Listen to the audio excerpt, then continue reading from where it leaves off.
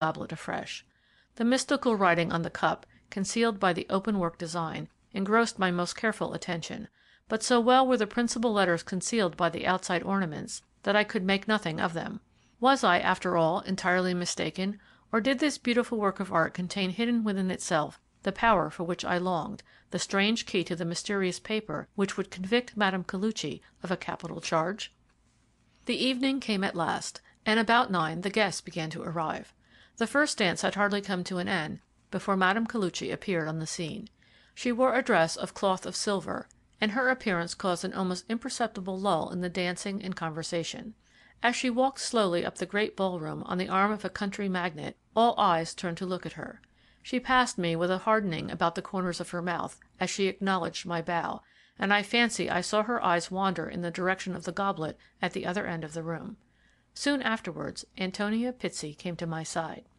"How beautiful everything is," she said. "Did you ever see anyone look quite so lovely as Madame? Her dress tonight gives her a regal appearance. Have you seen our dance programme? The Queen Waltz will be played just after supper." "So you have fallen a victim to the popular taste," I answered. "I hear that waltz everywhere." "But you don't know who has composed it?" said the girl with an arch look. "Now, I don't mind confiding in you. It is Madame Koluchy." I could not help starting. "I was unaware that she was a musician," I remarked. "She is, and a most accomplished one. We have included the waltz in our programme by her special request. I am so glad. It is the most lively and inspiriting air I ever danced to." Antonia was called away, and I leant against the wall, too ill at ease to dance or take any active part in the revels of the hour. The moments flew by, and at last the festive and brilliant notes of the Queen Waltz sounded on my ears. Couples came thronging into the ballroom as soon as this most fascinating melody was heard. To listen to its seductive measures was enough to make your feet tingle and your heart beat. Once again I watched Madame Koluchy as she moved through the throng. Ottavio Pitsey, the hero of the evening, was now her partner. There was a slight colour in her usually pale cheeks, and I had never seen her look more beautiful. I was standing not far from the band, and could not help noticing how the dominant note, repeated in 2 bars when all the instruments played together in harmony, rang out with a peculiar and almost passionate insistence. Suddenly, without a moment's warning, and with a clap that struck the dancers motionless, a loud crash rang through the room. The music instantly ceased, and the priceless heirloom of the Pitseys lay in 1,000 silvered splinters on the polished floor.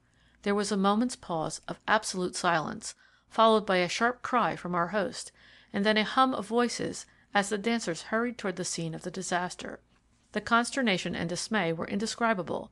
Pitsey, with a face like death, was gazing horror-struck at the base and stem of the vase which still kept their place on the malachite stand, the cup alone being shivered to fragments. The 2 footmen who had been standing under the pedestal looked as if they had been struck by an unseen hand. Pushing my way almost roughly through the crowded throng, I reached the spot.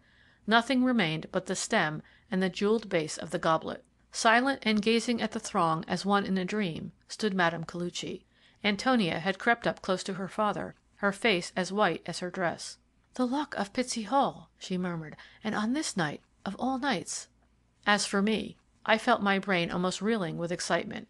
For the moment the thoughts which surged through it numbed my capacity for speech.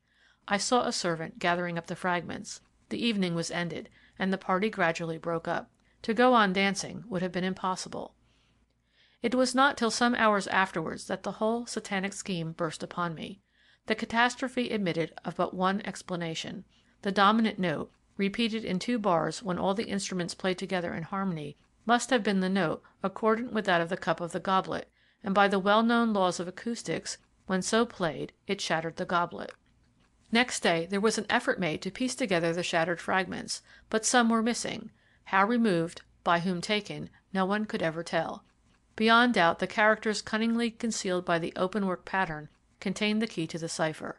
But once again Madame had escaped. The ingenuity, the genius of the woman placed her beyond the ordinary consequences of crime. Delacour's murder still remains unavenged. Will the truth ever come to light? End of chapter 4.